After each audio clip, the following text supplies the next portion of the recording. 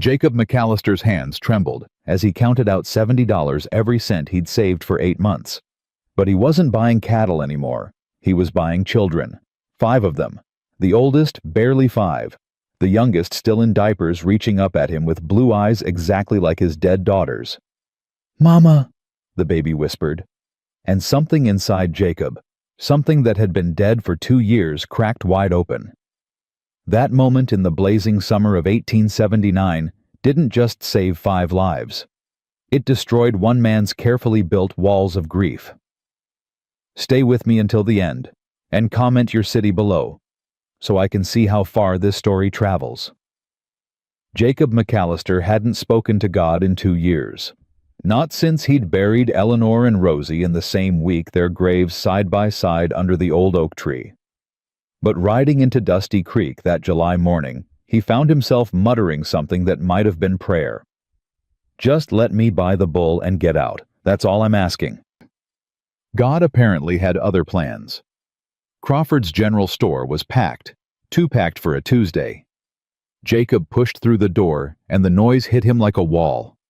$15, do I hear? 15. Too skinny won't last a winter. What about the little one? Jacob stopped dead. 5 children stood near the window, huddled together like rabbits cornered by wolves. The oldest, a boy couldn't be more than 5, had his fists up, actually up, like he was ready to fight every adult in that room. "What the hell?" Jacob breathed. Harlan Crawford spotted him from behind the counter. "Ah, Mr. McAllister, come for the bull auction. That's later. Right now we're settling the Dawson estate." "Estate?" Jacob's eyes stayed on the children. "Those are kids, Crawford." "Orphans." Crawford said it like he was describing furniture. "Mother died of fever. Father crushed in the mine collapse. Tragic, really. Their uncle's finding them proper homes." Jacob looked at the uncle. Victor Dawson slouched against the wall, whiskey bottle dangling from his fingers, eyes already counting money he hadn't earned yet. $10 for the boy," a voice called out. Floyd Jenkins. Jacob knew him. Worked his ranch hands until they dropped, paid them in scraps, buried 2 in unmarked graves last winter. "He's small but sturdy," Jenkins continued. "Good for another year or 2 before he's useful, but I can wait." The boy Sammy stepped backward, shoving his sisters behind him. "I ain't leaving my sisters." Crawford laughed. "Lord the mouth on this one. Might need to beat that out of him, Mr. Jenkins." "Already planning on it." Jacob's stomach turned. $12, Jenkins said. "Final offer for the boy." 12 going once. "I'll take the girl with the doll." Mildred Patterson pushed forward. $8. She can scrub floors. 8 for the girl. "The twins," someone called. "They a package deal. Selling separate. 5 each or 8 for both." It was happening so fast. Jacob watched the children being divided up like cattle, their small faces shifting from confusion to terror as they realized what was happening. The boy Sammy was crying now, silently, tears streaming down his face even as he kept his fists raised. "Don't take my sisters," he begged. "Please, Papa said stay together. He made me promise."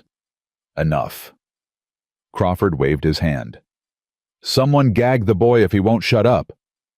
Then a new voice cut through the chaos. "The baby." Everyone turned. Chester Holbrook emerged from the shadows. Tall, thin, eyes like a dead fish. Jacob knew Holbrook, knew the stories, knew why decent folks crossed the street when they saw him coming. Holbrook walked toward the children slowly, deliberately, like a snake approaching a nest. "The little one," he said. "On the floor. How much?" The baby couldn't be more than 2, sat sucking her thumb, a ragged blanket clutched to her chest. She looked up at Holbrook with curious blue eyes. "She's young, Mr. Holbrook." Even Crawford seemed uneasy. "Can't work for years." "Did I ask about work?" Holbrook smiled. $20, cash, now." The room went quiet. Jacob watched the baby reach toward Holbrook. The way all babies reach toward adults. Trusting. Innocent. Not knowing that some adults are monsters. "Mama," the baby said. And Jacob was back in the farmhouse, Rosie in her bed, burning with fever, reaching for him with those same blue eyes. "Papa, Papa, make it stop hurting." He couldn't save Rosie. He held her hand while she died. He watched the light leave her eyes and felt his soul leave with it. He couldn't.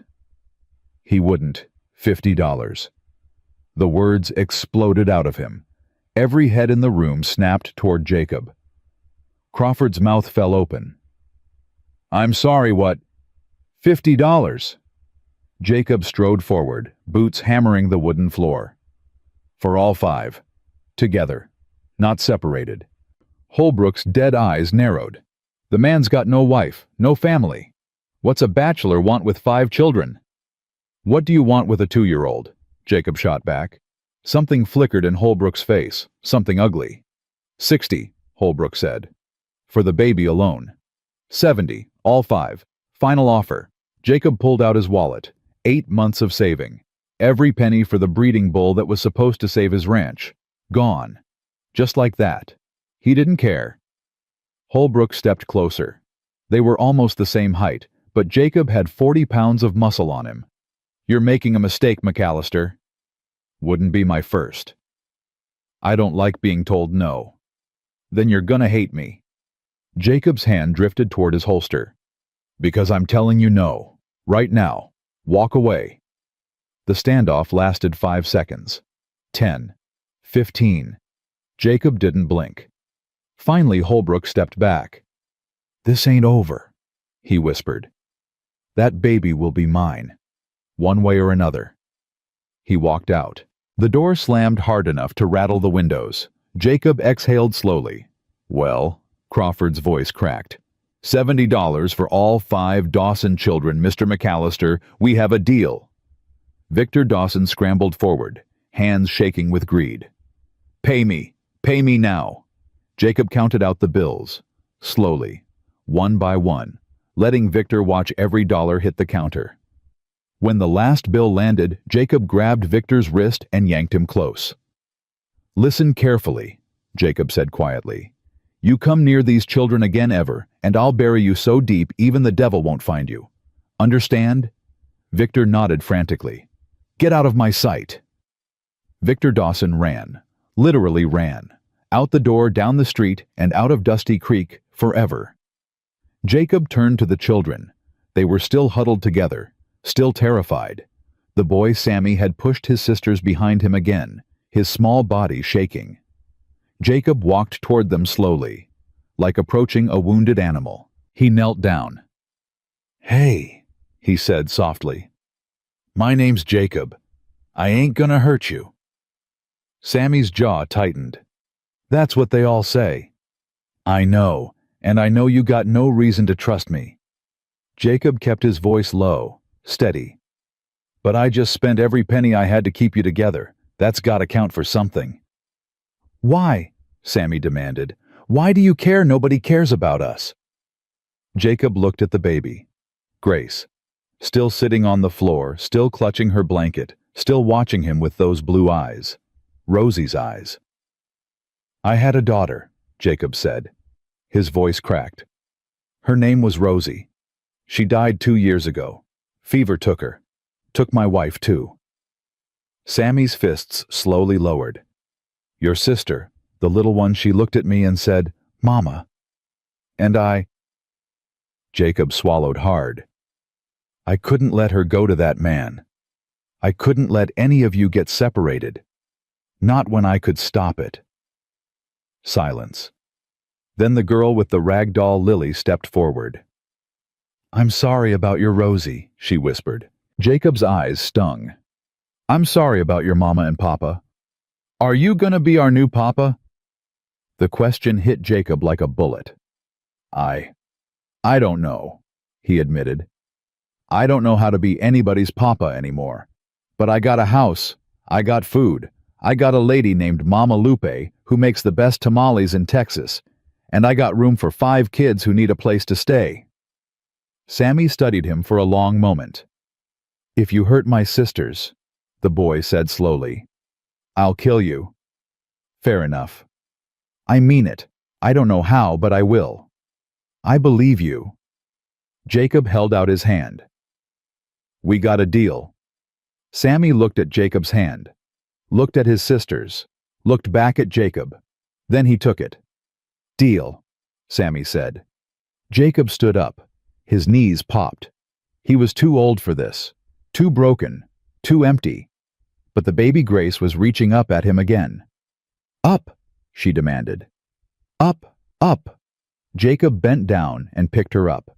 She weighed almost nothing, lighter than a bag of flour. But when she nestled against his chest, when her small fingers curled into his shirt, when she sighed and closed her eyes, something cracked in Jacob's chest. Something that had been frozen solid for 2 years. "Come on," he said roughly. "Let's go home." The wagon ride took an hour. Thomas talked the entire time. About the horses. About the clouds. About a bug he'd seen on the road. About whether cows could fly if they really tried. "They can't," Sammy said flatly. "But what if they really tried? Still can't." "You don't know that." Lily held her ragdoll up to the window. "Rosebud says the sky is pretty." "Rosebud's a doll," Sammy muttered. "She's not just a doll. She's my friend." Eliza the quiet twin sat pressed against Sammy's side thumb in her mouth, watching everything with huge eyes. She hadn't said a single word since the auction. And Grace slept against Jacob's chest, completely trusting, completely vulnerable. "Mr. Jacob." Sammy's voice was quiet now. "Yeah. That man, Holbrook, he's gonna come back, ain't he?" Jacob's hands tightened on the reins. "Probably." "What are we gonna do?" "I'm gonna protect you." "How?" Jacob thought about it. "You see this ranch?" They'd crested the hill and Blue Ridge spread out below them. The White House, the red barn, the field stretching toward the mountains. "I see it," Sammy said. "My granddaddy built this place, fought Comanche for it, fought bandits, fought the land itself." Jacob looked at the boy. "I've been defending this ranch my whole life. Now I got something more important to defend." Sammy was quiet for a moment. "What's more important than a ranch?" Jacob looked down at Grace, at her tiny fingers clutching his shirt, at her face peaceful in sleep. "You," he said simply. "All of you." Mama Lupe met them at the door. She took one look at the children, thin, dirty, exhausted, and her eyes filled with tears. "Pobrecitos," she whispered. "My poor little ones. Come. Mama Lupe will take care of you." She ushered them inside, already calling for hot water, clean clothes, warm food. The children followed her like ducklings following their mother, too tired to resist. Except Sammy. He hung back looking up at Jacob. "Mr. Jacob." "Yeah." "I still don't trust you." "I know." "But," Sammy's voice wavered, "but thank you. For not letting them take Grace. For keeping us together." Jacob nodded slowly. "Get some food. Get some sleep. Tomorrow we'll figure out the rest." Sammy disappeared inside. Jacob stood alone on the porch, listening to the sounds drifting from the house. Mama Lupe's warm voice, Thomas's excited chatter, a splash of water, a child's giggle. Sounds he hadn't heard in 2 years. Sounds he thought he'd never hear again. He pulled out his pocket watch, opened it. Inside was a small photograph Eleanor and Rosie taken the summer before the fever. "I don't know what I'm doing," he whispered to them. "But I think you sent them to me. I think maybe this is what I'm supposed to do now." The photograph didn't answer, but somewhere in Jacob's chest, the ice continued to crack. That night, after the children had been fed and bathed and tucked into bed, all 5 crammed into one room, because Sammy refused to let his sisters out of his sight, Jacob sat on the porch with Mama Lupe. "You did a crazy thing today," she said. I know. It was also the right thing. I don't know about that. Mama Lupe was quiet for a moment. Then, Jacob, I have seen you these past 2 years, walking through life like a ghost, working yourself half to death so you don't have to feel, pushing away everyone who tries to help. Lupe, let me finish. Her voice was firm. Today, for the first time since Eleanor and Rosie died, I saw the old Jacob, the one who fights for what's right, the one who protects people who can't protect themselves. She reached over and squeezed his hand. Those children need you, but I think maybe you need them too. Jacob didn't answer, but he didn't pull his hand away either. Miles away, Chester Holbrook sat in a darkened room staring at a photograph. A photograph of a little girl, blonde hair, blue eyes, sweet smile. Don't worry, he whispered to the picture. I'll get her for you. I always keep my promises. He set down the photograph and picked up a map. Blue Ridge Ranch. He circled it in red. Then he smiled. It wasn't a human smile. It was the smile of something wearing a human face. Something patient. Something hungry. Something that always got what it wanted. The first night was hell. Jacob woke to screaming at 2 a.m. High-pitched, terrified screaming that sent him bolting out of bed, gun in hand, heart slamming against his ribs. He kicked open the children's door. Grace was thrashing in the bed, her small body rigid, her eyes squeezed shut, screaming for someone who would never come. Mama, Mama, Mama. Sammy was already there trying to hold her, his own face streaked with tears. It's okay, Gracie. It's okay. Sammy's here. But Grace couldn't hear him. She was trapped somewhere else, somewhere dark, somewhere that smelled like fever and death. Jacob holstered his gun and moved forward. Let me, he said quietly. Sammy looked up exhausted and desperate. She does this every night, sometimes twice. Uncle Victor used to just leave her, let her scream until she stopped. Jacob's jaw tightened. He sat on the edge of the bed and lifted Grace into his arms. She fought him at first, small fists beating against his chest, legs kicking, that terrible, terrible scream still tearing from her throat. Shh, Jacob murmured. Shh, little one. You're safe. You're safe now. He didn't know if she could hear him. He just kept talking, low and steady, like he used to talk to spooked horses. I got you. Nobody's gonna hurt you. I got you. Slowly, so slowly, Grace's screams faded to whimpers. Her fists unclenched. Her small body went limp against his chest. Mama, she whispered. Jacob's throat closed up. No, sweetheart, not Mama. But I'm here. I'm right here. Grace's fingers found the fabric of his shirt and held on tight. Don't go, she breathed. I won't. Promise? Jacob looked down at her face, tear-streaked, exhausted, so small, so fragile, so completely dependent on him. I promise, he said. He sat there for 2 hours, holding her while she slept. His back ached. His arms went numb. But every time he tried to lay her down, she'd whimper and clutch him tighter. So he stayed. When morning finally came, Mama Lupe found him still sitting there. Grace curled against his chest, both of them asleep. She didn't say anything. She just smiled and went to make breakfast. The first week was chaos. Thomas broke a window trying to catch a butterfly. Eliza still hadn't spoken a single word. Lily's rag doll fell in the well, and Jacob spent an hour rigging a rope to fish it out while she sobbed like the world was ending. And Sammy watched everything. He watched Jacob's every move, studied his every reaction. Waited. Jacob realized for the moment when the nice act would drop and the hitting would start. He flinches, Mama Lupe told Jacob on the third night. Every time you raise your voice, every time you move too fast, he flinches. Victor, or someone else. Those children have been hurt, Jacob. It will take time. Time. Jacob didn't know if he had time.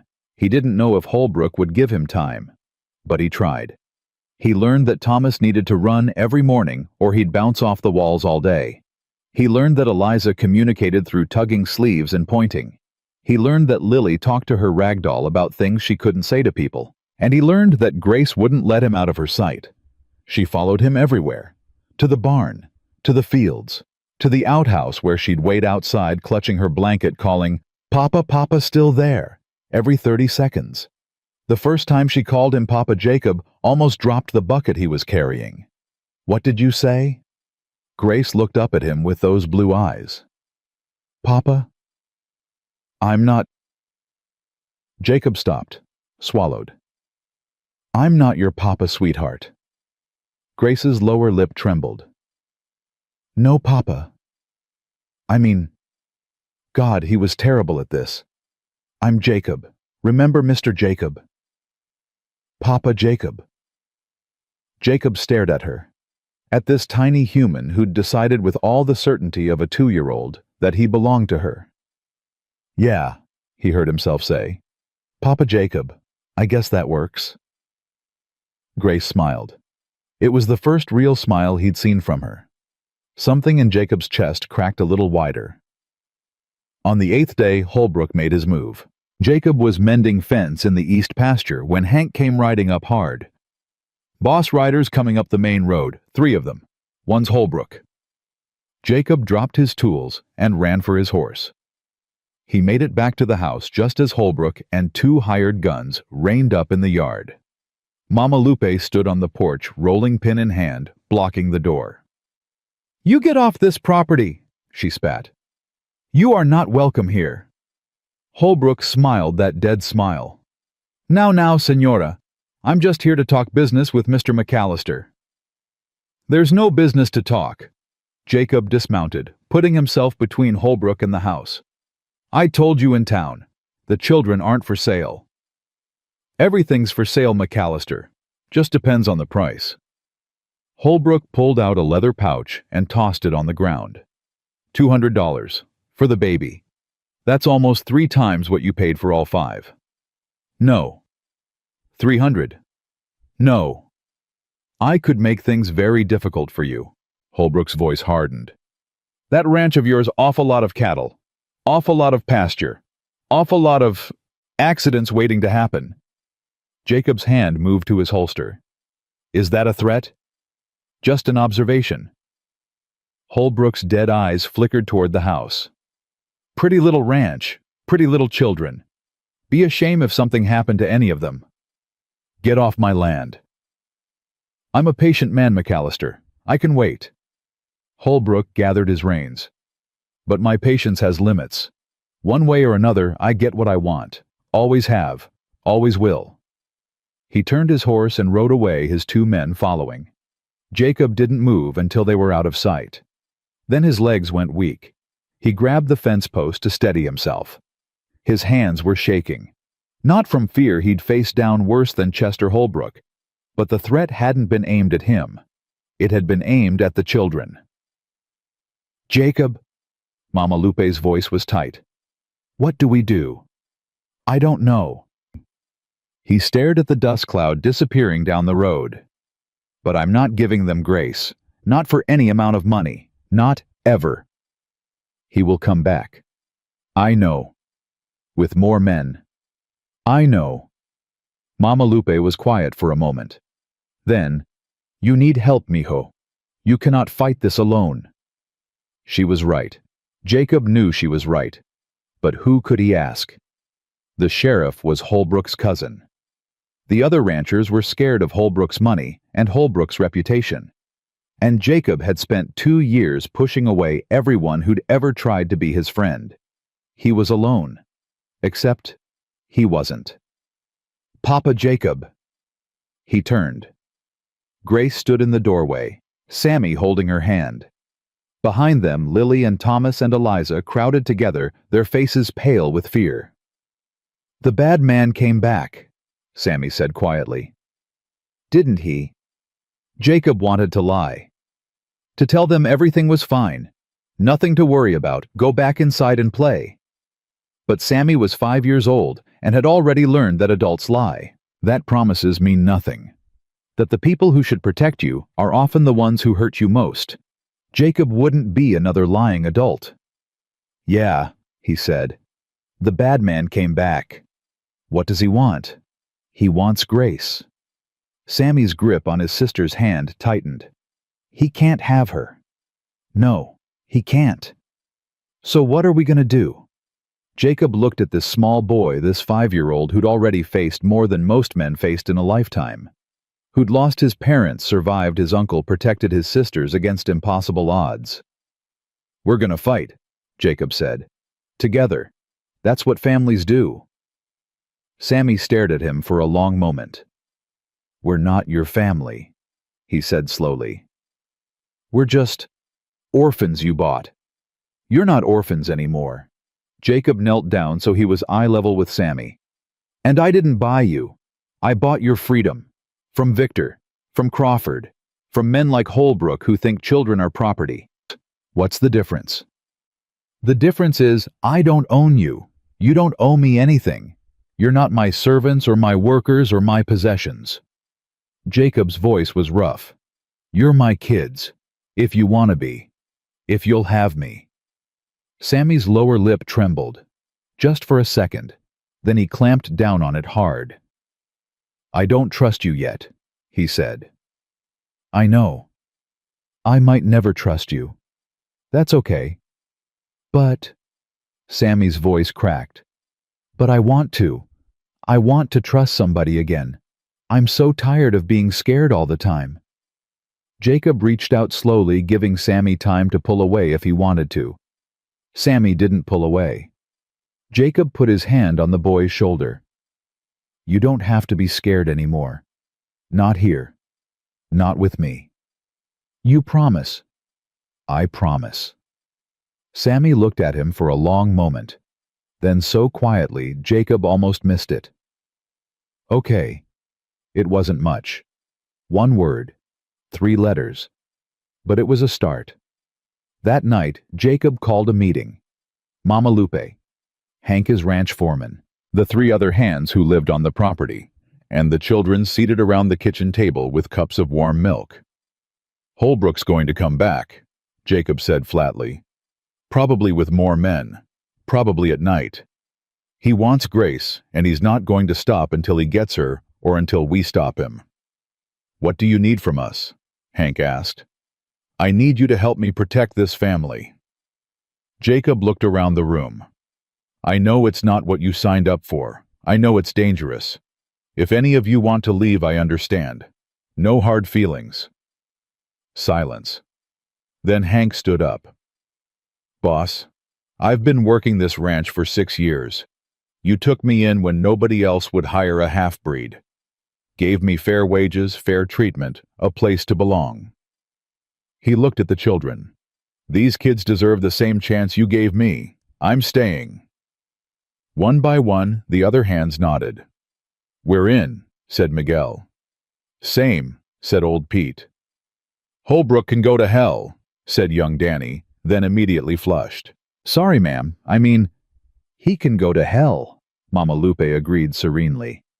"And we will send him there if we must." Jacob felt something loosen in his chest. He wasn't alone. Not anymore. "Thank you," he said quietly. "All of you." "So what's the plan?"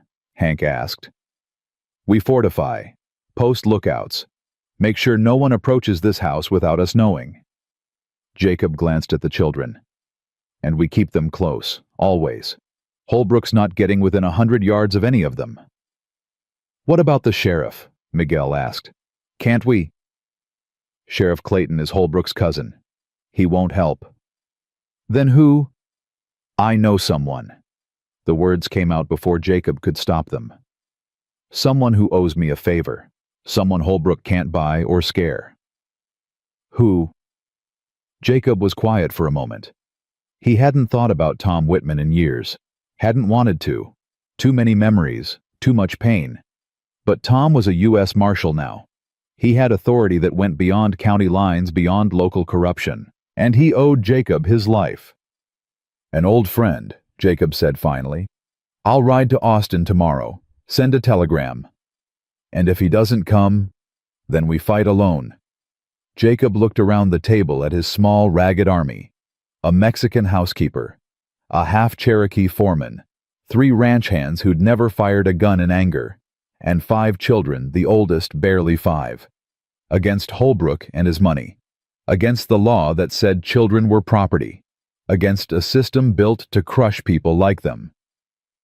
"But at least we fight together," Jacob finished. "And that's more than most people get." After the meeting, when the hands had gone back to their bunks and Mama Lupe had taken the children to bed, Jacob sat alone on the porch. His mind was racing. Holbrook, the telegram, the fortifications, 100 things that needed to be done and not enough time to do any of them. Footsteps behind him. Light. Careful. "Can't sleep?" Jacob asked without turning. Sammy appeared at his elbow. "Bad dreams." "About what?" "The mine. The one that killed Papa." Sammy sat down on the porch steps, hugging his knees. "I dream I'm in there with him. I can hear the rocks falling. I can't get out. And then..." He stopped. "And then you wake up." "Yeah." They sat in silence for a while. "I have bad dreams too," Jacob said finally. "About Eleanor and Rosie, the fever, watching them die and not being able to do anything." Sammy looked at him. "Does it ever stop the dreams?" "Not yet. But they're getting quieter. Less often." Jacob stared at the stars. "Maybe someday they'll stop. Or maybe I'll just get better at living with them." "That doesn't sound very hopeful." "I'm not a very hopeful person." Sammy was quiet for a moment. Then, "Mama used to say that hope is a muscle. You gotta exercise it or it gets weak." Jacob felt something twist in his chest. "Your mama sounds like she was a smart woman." "She was." Sammy's voice cracked. "I miss her. I miss her so much." "I know, buddy. I know. Sometimes I forget what she looked like. And then I remember and I feel bad for forgetting. And then I feel bad for feeling bad." Sammy wiped his nose on his sleeve. "Is that normal?" "Yeah, that's normal." "Did you forget what your wife and daughter looked like?" Jacob reached into his pocket and pulled out the pocket watch. He opened it and showed Sammy the photograph inside. "That's them. Eleanor and Rosie. I look at this picture every day so I don't forget." Sammy studied the photograph. "She was pretty. Your wife." "She was." "And your daughter. She looks happy." "She was. Until..." Jacob closed the watch. "Until she wasn't." Sammy was quiet for a long moment. Then, "I don't have any pictures of Mama and Papa. Uncle Victor sold everything." Jacob felt a surge of hatred for Victor Dawson so strong it nearly choked him. "Maybe we can fix that," he said slowly. "How?" "There's a man in town, a photographer. Maybe he knew your parents. Maybe he took pictures of them at some point. Wedding, maybe. Or church." Sammy's eyes widened. "You'd do that?" "You'd look for pictures." "I'd try." "Why?" "Because everyone deserves to remember their parents." Jacob put his hand on Sammy's shoulder. "And because you're my kid now, and I take care of my kids." Sammy stared at him for a long moment. Then, so fast, Jacob almost missed it, the boy leaned in and hugged him. It lasted maybe 2 seconds. Then Sammy pulled away, face red, and scrambled to his feet. "I'm going back to bed," he mumbled. "Okay. Thanks for, talking." "Anytime, buddy." Sammy disappeared into the house. Jacob sat alone on the porch, his chest tight with something he couldn't name. For 2 years he'd been dead inside, going through the motions, waiting to die. Now, for the first time, he felt something else. Something that felt dangerously like hope. The telegram went out the next morning. Tom Whitman, U.S. Marshal. Austin. Need your help. Children in danger. Come quick. Jacob McAllister. Blue Ridge Ranch. Dusty Creek. 3 days later, a rider appeared on the horizon. Jacob was in the barn when Hank came running. "Rider coming, boss. Fast!" Jacob grabbed his rifle and headed for the porch. The rider was pushing his horse hard, dust flying. As he got closer, Jacob could see the badge glinting on his chest. U.S. Marshal. The rider pulled up in the yard and dismounted in one fluid motion.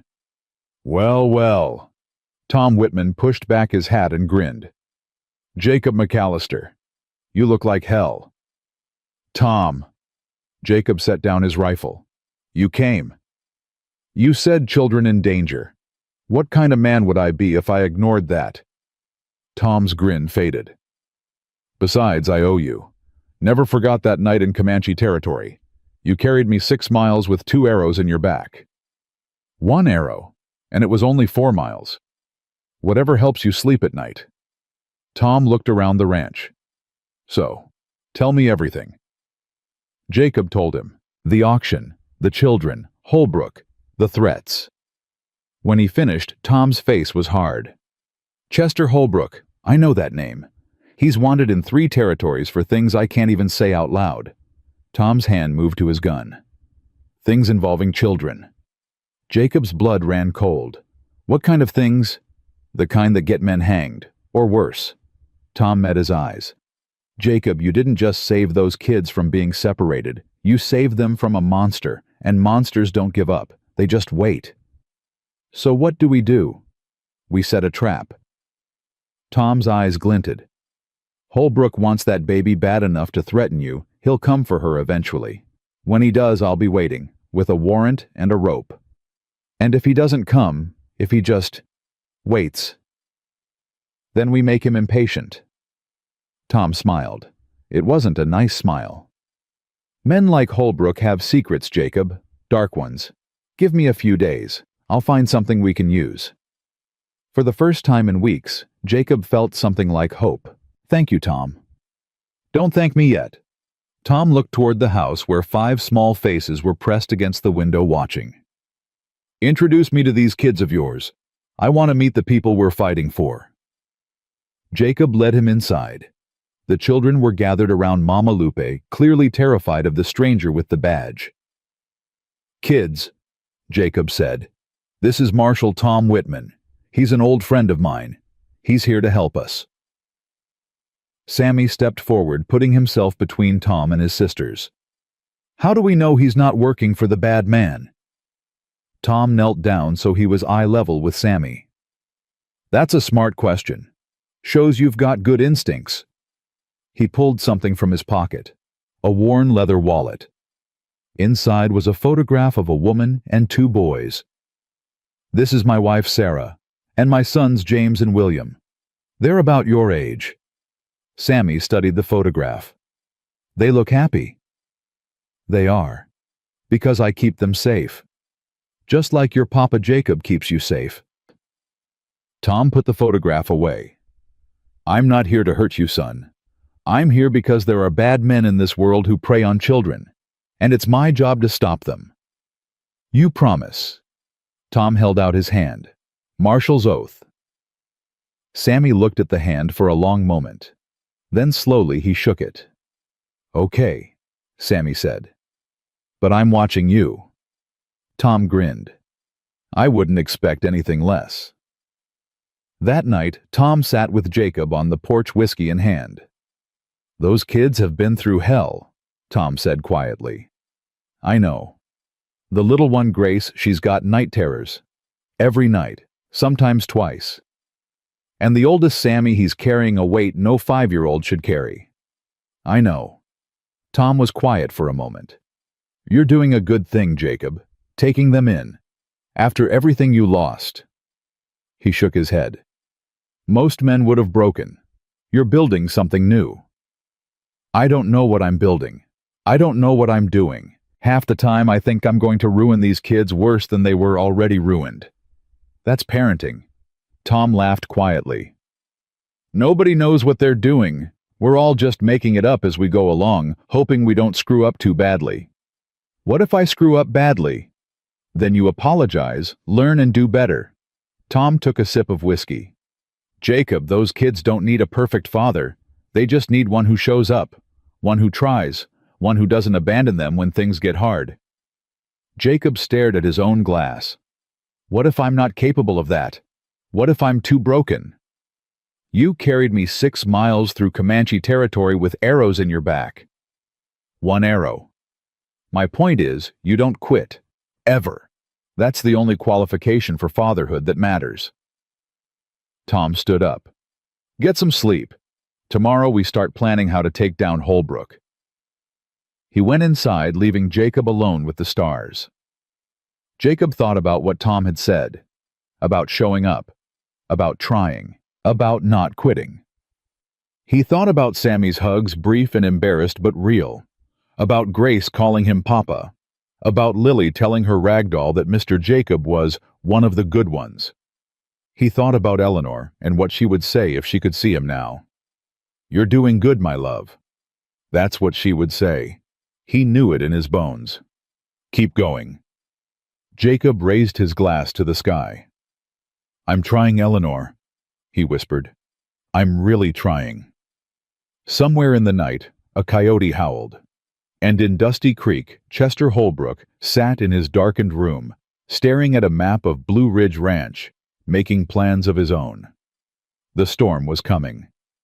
But for tonight at least, the children slept safe. And Jacob McAllister, broken grieving, terrified, kept watch over them, like a dragon guarding its treasure. Because that's what fathers do. Tom Whitman rode out at dawn, promising to return within 3 days with everything he could find on Chester Holbrook. Jacob watched him disappear over the ridge, then turned back to face the house where 5 children waited for him to keep them safe. 3 days. A lot could happen in 3 days. The first day passed quietly, too quietly. Jacob found himself jumping at every sound, scanning the horizon every few minutes, checking and rechecking his rifle. Mama Lupe noticed. You will wear holes in the floor with all that pacing, she said, watching him pass the kitchen window for the 20th time that morning. Can't help it. The children noticed too. Sammy asked me if you were scared. Jacob stopped. What did you tell him? I told him that even brave men get scared, that being scared doesn't mean you're weak. It means you have something worth protecting. And what did he say? Mama Lupe smiled softly. He said, I know. I'm scared all the time. Jacob's chest tightened. 5 years old and already carrying the weight of the world. Where is he now? In the barn. He wanted to help Hank with the horses, said he needed to learn how to be useful. Jacob found Sammy in the barn, struggling to lift a hay bale twice his size. Need a hand. Sammy's face reddened. I can do it myself. I know you can, but sometimes it's okay to accept help. Sammy stopped struggling. His small shoulders sagged. Uncle Victor said asking for help was weak, said only babies needed help. Uncle Victor was a drunk and a fool. Jacob picked up the hay bale easily. Strong men ask for help all the time. You know why. Why? Because no one can do everything alone. Not even me. Sammy was quiet, watching Jacob stack the hay. Then softly, Are you scared about the bad man coming back? Jacob set down the bale and turned to face the boy. Yeah, I'm scared. But you're a grown-up. Grown-ups aren't supposed to be scared. Who told you that? Everybody. Well, everybody's wrong. Jacob knelt down. Being scared means you understand the danger. It means you're paying attention. The trick isn't to not be scared. The trick is to be scared and do the right thing anyway. Sammy considered this. Is that what brave means? That's exactly what brave means. Then, Sammy swallowed hard. Then I want to be brave. For my sisters. You already are, buddy. You already are. The second day brought trouble. Jacob was checking the fence line when he spotted them. 4 riders moving slowly along the property boundary. Not approaching, just watching. Holbrook's men. He rode back to the house fast. "Hank, get everyone inside, now!" Mama Lupe gathered the children, while Jacob and the ranch hands took positions around the house. Rifles ready, eyes scanning. The riders circled the property for 2 hours, never getting close enough to justify shooting, just letting Jacob know they were there, watching, waiting. When they finally rode away, Jacob's hands were shaking with suppressed rage. "He's playing with us," Hank said quietly. "Wearing us down. I know. How long can we keep this up? As long as we have to." That night, Grace's nightmares were worse than ever. She woke screaming 3 times. Jacob held her each time, pacing the floor, murmuring nonsense until she calmed. By morning, neither of them had slept more than 2 hours.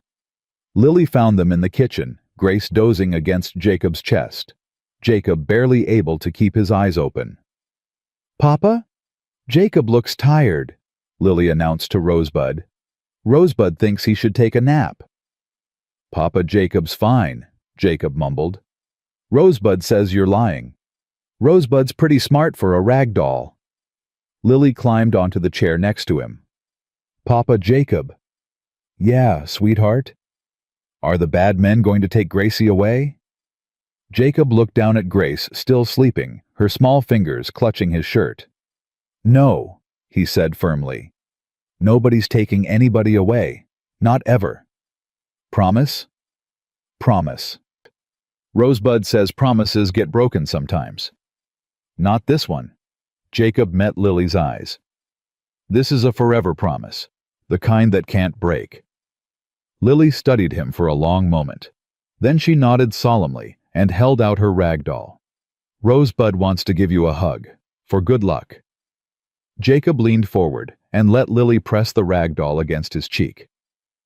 "Thank you, Rosebud," he said seriously. "I appreciate that." Lily beamed. Tom Whitman returned on the 3rd day, but he wasn't alone. Jacob's heart seized when he saw the second rider. Then he recognized the badge, the face, the way the man sat his horse. "Is that Sheriff's deputy from Austin?" Tom said, dismounting. "Name's Williams. He's here to help serve the warrant." "Warrant?" Tom's grin was savage. "I found it, Jacob. Everything. Holbrook's got a whole history. 3 missing children in New Mexico territory. 2 in Arizona. All girls. All under 4 years old. All vanished without a trace." Jacob felt sick. Where did they? Nobody knows. That's the point. Tom's face hardened. "But I've got enough to arrest him. Suspicion of kidnapping. Once he's in custody, we can dig deeper, find the truth." "When?" "Tonight. We hit his place at midnight, before he can run." Jacob looked at Deputy Williams. "You sure about this? Holbrook's got money. Power. Friends in high places." Williams spat on the ground.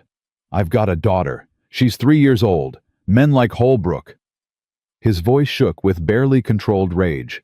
"Men like that don't deserve to breathe the same air as children." "Then we're all in agreement." Tom pulled out a folded paper. "Official warrant for Chester Holbrook's arrest. Signed by a federal judge. Holbrook's cousin, the sheriff, can't do a damn thing about it." For the first time in days, Jacob felt something like hope. "What do you need from me?" "I need you to stay here. Guard the children." Tom held up a hand before Jacob could protest. "I know you want to come. I know you want to see Holbrook in chains. But those kids need you more than I do. If something goes wrong, if Holbrook slips through." "I'll be here, waiting." "Good man." Jacob spent the rest of the day preparing, checking weapons, posting lookouts, making sure every door and window was secure. The children sensed something was happening. Sammy pulled Jacob aside after dinner. "Something's going on.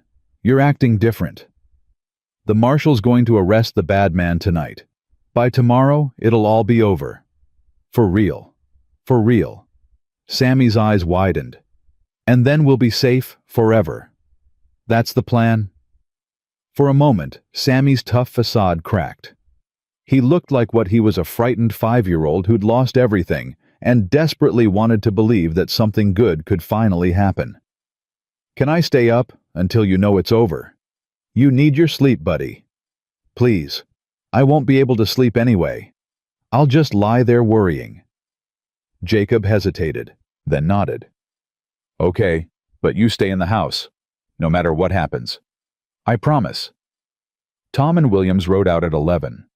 Jacob watched them go, then took his position on the porch, rifle across his knees. Sammy sat beside him, wrapped in a blanket. "Tell me about your daughter," Sammy said quietly. "Rosie.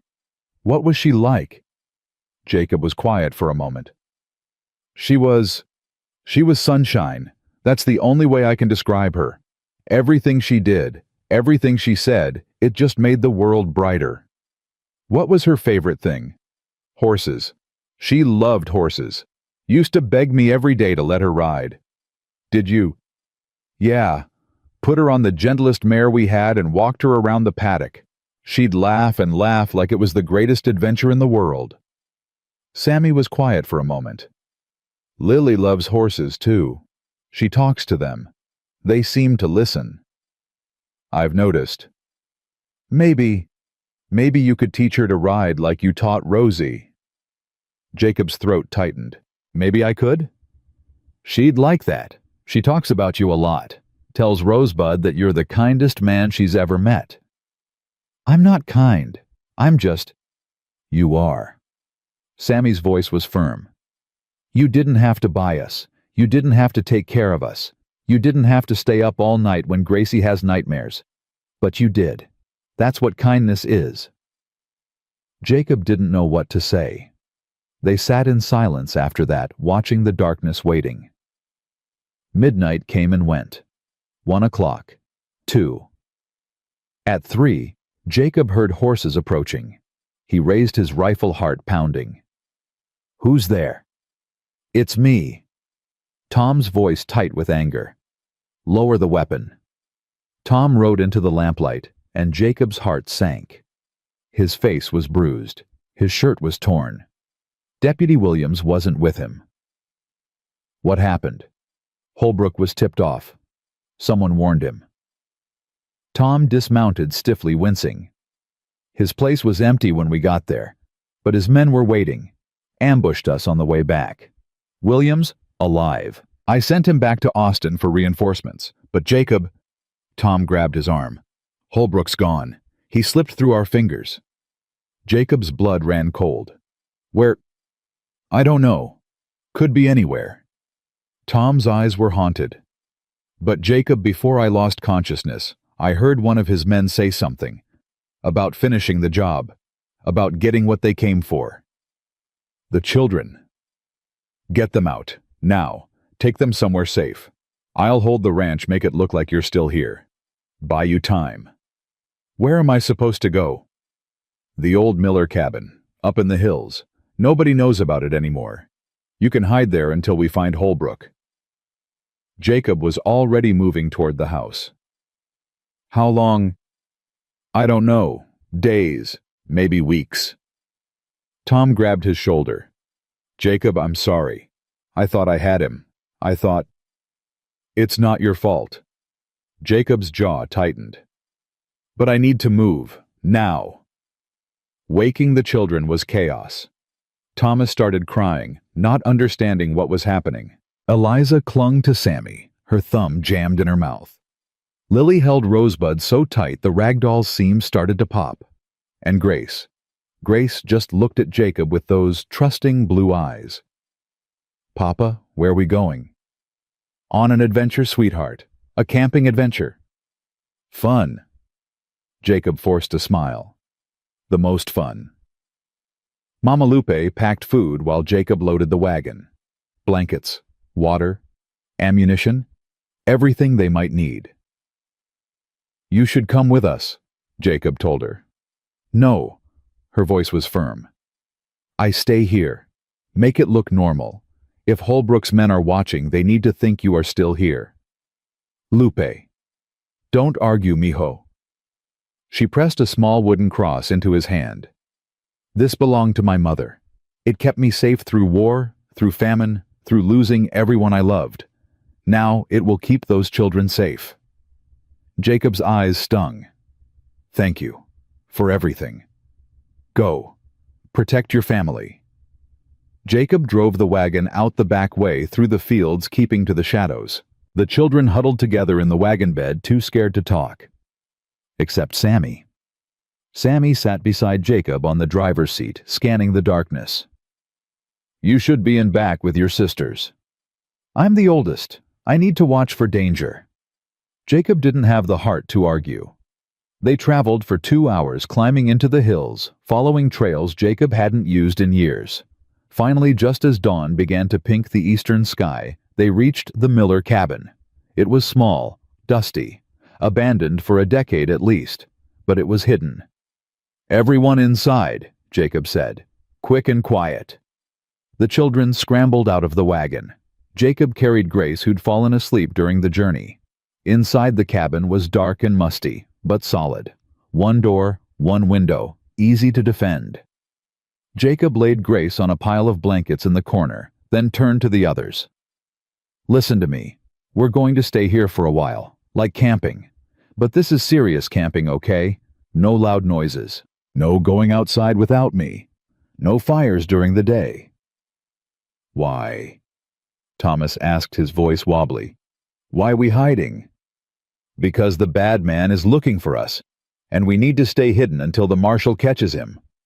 "What if he finds us?" Jacob knelt down in front of Thomas. "Then I'll protect you, no matter what. That's my job. Your job is to be brave and quiet. Can you do that?" Thomas nodded, his lower lip trembling. "I'm brave. I can do it." "Good boy." The first day in the cabin was tense. Every noise made Jacob grab his rifle.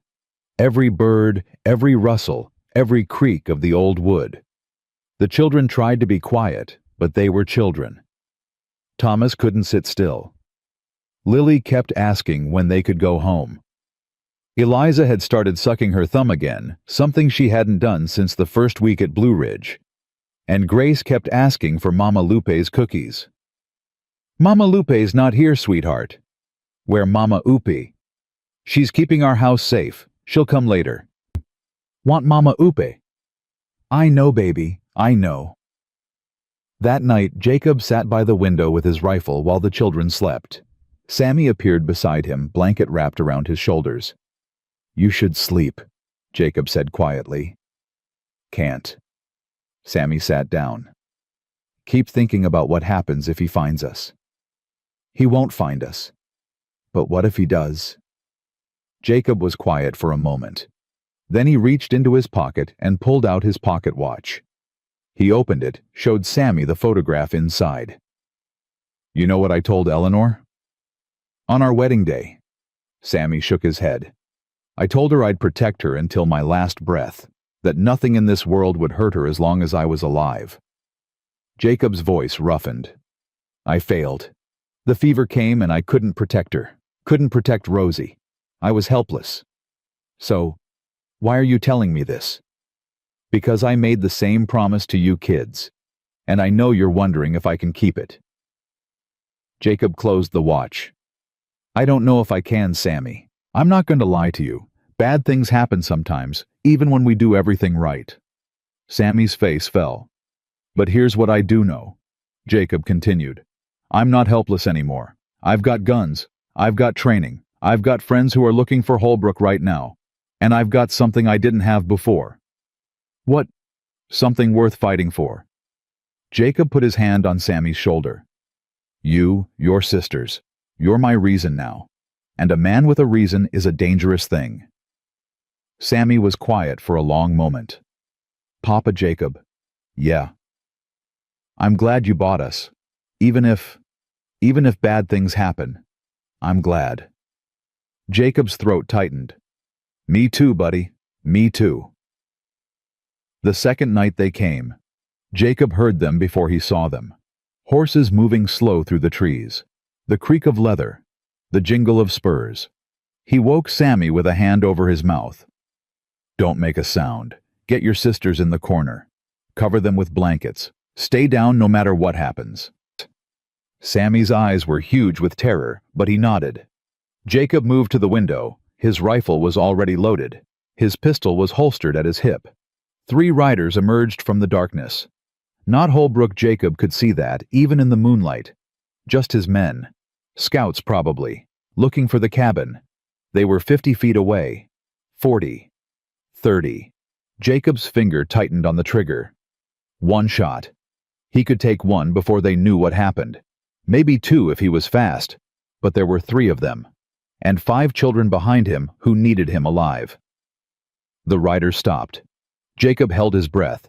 One of them pointed not at the cabin, but at something to the east. The others nodded. They turned their horses and rode away, disappearing into the darkness. Jacob didn't move for 10 minutes. When he finally lowered his rifle, his hands were shaking so badly he nearly dropped it. "Are they gone?" Sammy's voice barely a whisper. "Yeah, they're gone." "Were they looking for us?" "I think so, but they went the wrong way." "Will they come back?"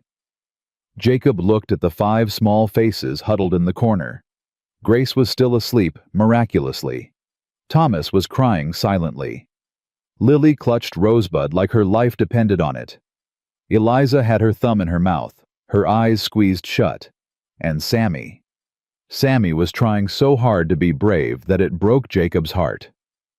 "Maybe," Jacob said honestly, "but I'll be ready." The 3rd morning, Jacob made a decision. They couldn't stay here forever. Food was running low. The children were scared and miserable, and Holbrook's men were clearly searching the area. He needed to end this. "Sammy, I need you to listen carefully." Sammy looked up from the stale biscuit he was eating. "I'm going to leave for a few hours. There's a place where I can get a message to the marshal, find out what's happening."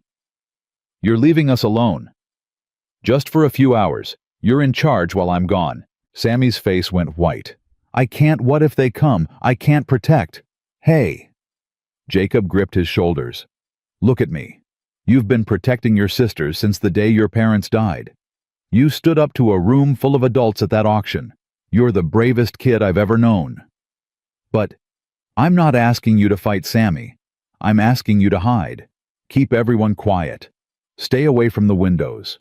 If anyone comes, take your sisters through the back and run for the big oak tree we passed on the way here.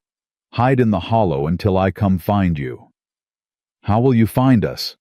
"I'll find you, I promise." Sammy's lower lip trembled, but he nodded. Okay, I can do it." "I know you can." Jacob hugged him quickly. "I'll be back before dark. Stay strong." He rode hard for 2 hours. The meeting point was an old church abandoned years ago. Tom had told him about it, said it was where he'd leave messages if they got separated. When Jacob arrived, his heart nearly stopped. Tom was there, sitting on the church steps, head in his hands. But he wasn't alone. Next to him, hands bound behind his back, face bloody and beaten, was Chester Holbrook. Jacob dismounted slowly, not quite believing his eyes. "Tom." Tom looked up. His face was exhausted, but triumphant. "Caught him this morning, trying to cross into Mexico." He kicked Holbrook's leg. "Didn't get very far, did you?" Holbrook raised his head. His eyes, those dead empty eyes, met Jacob's. "McAllister," he rasped. "This isn't over." "Yeah, it is." Jacob walked closer, his hand on his gun. "It's over. You're going to hang for what you've done." Holbrook laughed. It was an awful sound. "You think this changes anything? There are more like me out there. Men with money, men with power, men who take what they want." "Maybe, but you're done taking." "That baby." Holbrook's voice dropped to a whisper. "She would have been perfect, so sweet, so trusting, just like the others." Jacob's hand closed around Holbrook's throat before he even realized he was moving. "Jacob." Tom pulled him back. "Jacob, stop. He's not worth it." Jacob released his grip, breathing hard. Holbrook coughed and laughed again, that terrible dead laugh. "See, you're no better than me. Just another animal. I'm nothing like you." Jacob's voice was steady now. Cold. I protect children. You destroy them. That's the difference. He turned to Tom. Get him out of here. I need to get back to my kids. Jacob. Now, Tom, before I do something I can't take back. Tom nodded. He hauled Holbrook to his feet and threw him over a horse. It's really over, Tom said. The children are safe. You can go home. Home. Jacob thought about the cabin, about 5 scared faces waiting for him, about Sammy trying so hard to be brave. Yeah, he said. Let's go home. He rode back faster than he'd ever ridden in his life. When he burst through the cabin door, Sammy was standing in the middle of the room, a kitchen knife clutched in his shaking hands. Behind him, huddled in the corner, his sisters waited in terrified silence. It's me, Jacob shouted. Sammy, it's me. Sammy dropped the knife. His whole body started shaking. You came back. I told you I would. I thought when I heard the horse, I thought... Jacob crossed the room in 2 strides and pulled Sammy into his arms. It's over, he said. The bad man's caught. We're safe. We can go home. Sammy started crying. Really crying the way he hadn't let himself cry since his parents died. Deep racking sobs that shook his whole body, and Jacob held him through all of it. You did so good, he murmured. You protected your sisters. You were so brave. Your papa would be so proud of you. I was so scared, Sammy choked out. I was so scared. I know. It's okay to be scared. Remember what we talked about. Being scared and doing it anyway. That's what you did. That's exactly what you did. The other children crowded around them. Lily pressed Rosebud against Sammy's back. Thomas patted his brother's head. Eliza just held onto his leg. And Grace climbed into Jacob's lap and wrapped her tiny arms around both of them. No more bad man, she asked. No more bad man, Jacob confirmed. Never again. Grace smiled her sunrise smile. Go home now. Yeah, baby. Jacob stood up, Grace in one arm, Sammy's hand in the other. Let's go home. The ride back to Blue Ridge felt longer than Jacob remembered. Grace slept against his chest. Thomas dozed in the wagon bed, but Sammy stayed awake watching the road behind them, as if Holbrook might still appear at any moment. He's really caught, Sammy asked for the 5th time. Really caught. The marshal's taking him to Austin. He'll hang. Promise? Promise. Sammy was quiet for a moment, then so soft Jacob almost missed it. I still see him when I close my eyes. The way he looked at Gracie, like she was food. Jacob's hands tightened on the reins. Some men are monsters, Sammy. They look human, but inside there's nothing but darkness. Holbrook was one of those. How do you tell the difference between the monsters and the regular people? Sometimes you can't, not right away. Jacob looked at the boy. But that's why you listen to your gut. If something feels wrong, it usually is. My gut told me Uncle Victor was bad, but I couldn't do anything about it. You were 4 years old when your parents died. There was nothing you could do. Jacob's voice was firm. But you protected your sisters anyway. You kept them together. You kept them alive until I found you. Sammy considered this. I guess I did. You did. And that makes you a hero, Sammy. Even if you don't feel like one. When Blue Ridge came into view, Mama Lupe was already running down the road. She reached the wagon before Jacob could even stop it, pulling children into her arms, crying and laughing and shouting in Spanish. Mis bebés, my babies, you're safe, you're home. Oh, thank God, thank God. Thomas wrapped his arms around her neck. Mama Upe, we went camping. It was scary, but Papa Jacob kept us safe. I know, mijo, I know. She looked up at Jacob, tears streaming down her face. Is it true, Holbrook? Caught, on his way to Austin. Mama Lupe closed her eyes. Thank you, God. Thank you. That night, for the first time since the auction, the whole family ate dinner together without fear. Hank and the ranch hands joined them. Tom Whitman rode in just as Mama Lupe was serving dessert, looking exhausted but triumphant. "He's locked up tight," Tom announced. "Federal prison in Austin.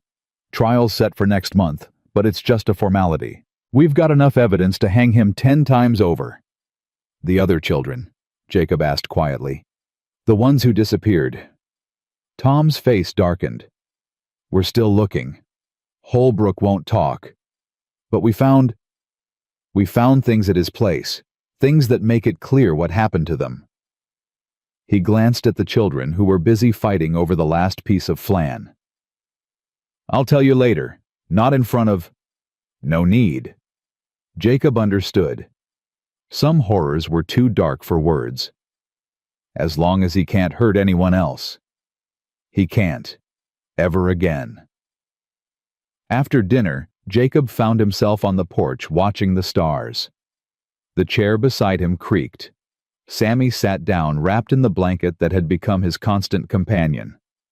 "You should be in bed," Jacob said. "Can't sleep yet. Too much thinking." "About what?" Sammy was quiet for a long moment.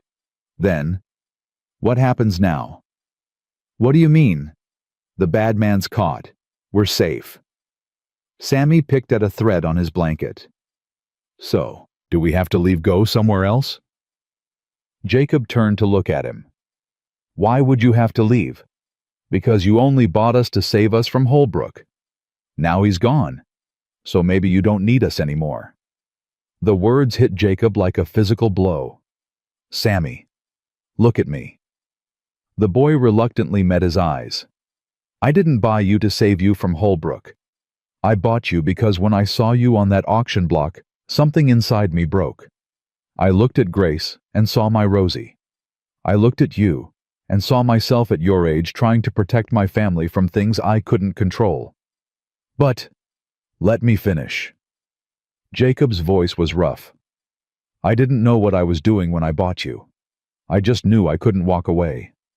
And every day since then I've been terrified I'd screw this up, that I'd fail you like I failed Eleanor and Rosie." Sammy's eyes widened. "You didn't fail them. They got sick. That wasn't your fault."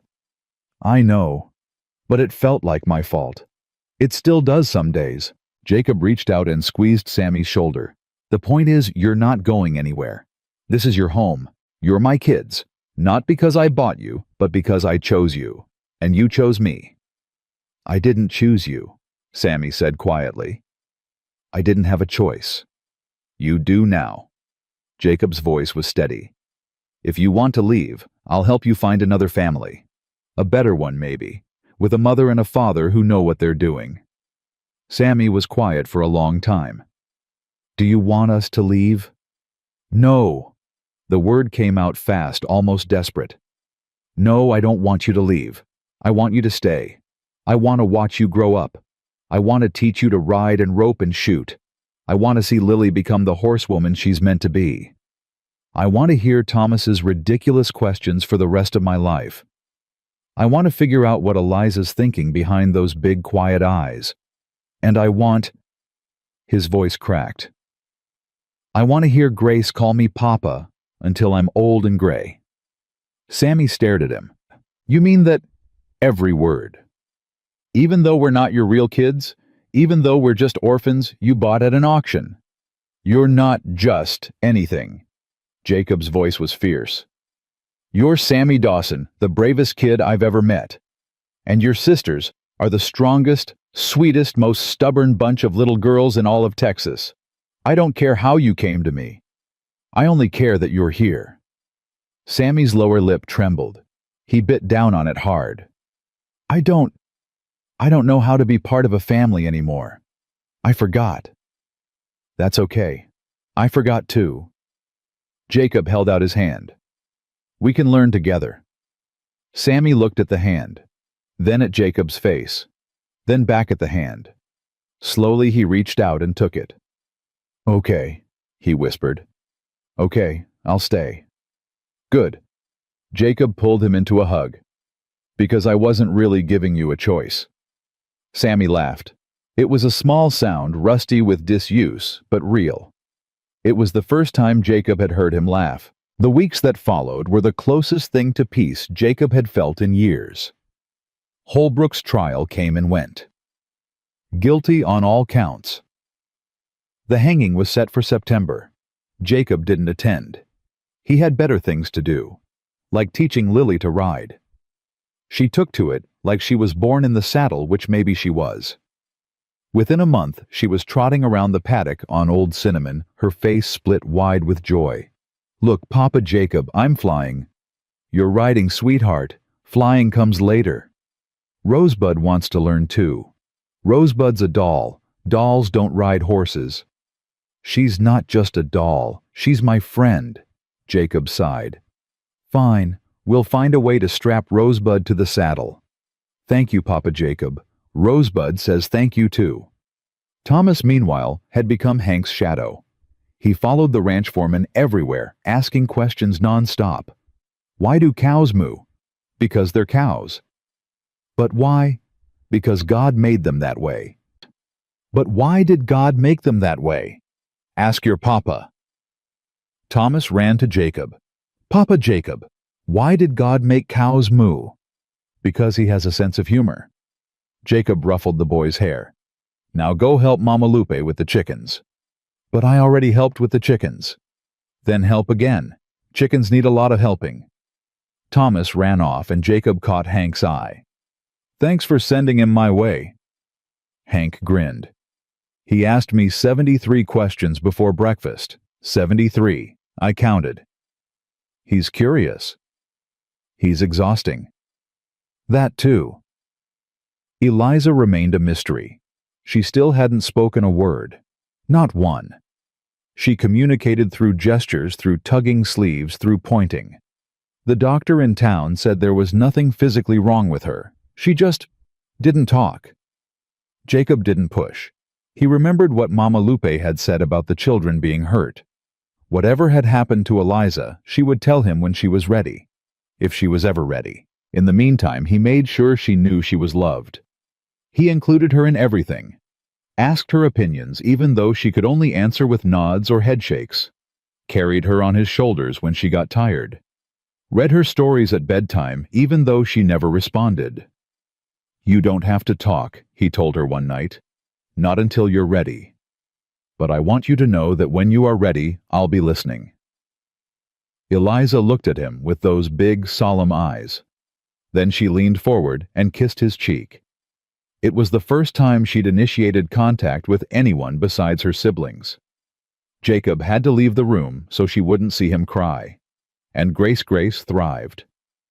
The nightmares didn't stop entirely, but they became less frequent. Some nights, she slept through without waking once.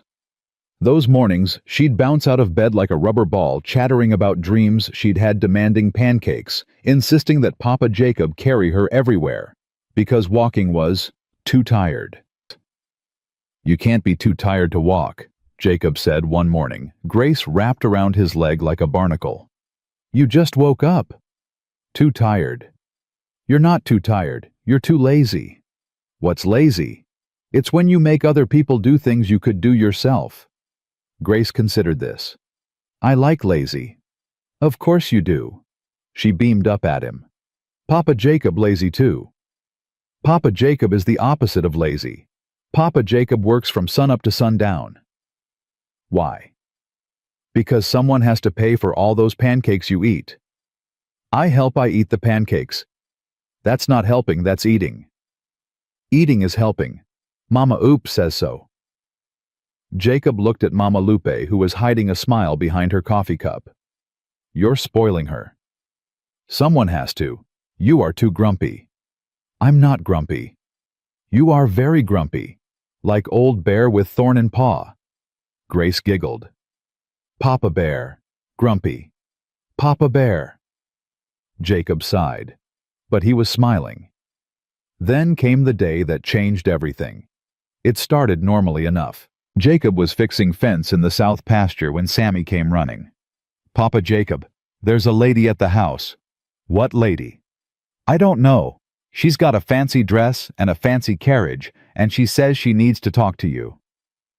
Jacob's good mood evaporated. Fancy dress, fancy carriage, that meant money. And money usually meant trouble. He rode back to find a woman in her 40s, standing on his porch talking to Mama Lupe. She was dressed in black from head to toe, with a face that looked like it had forgotten how to smile. "Mr. McAllister."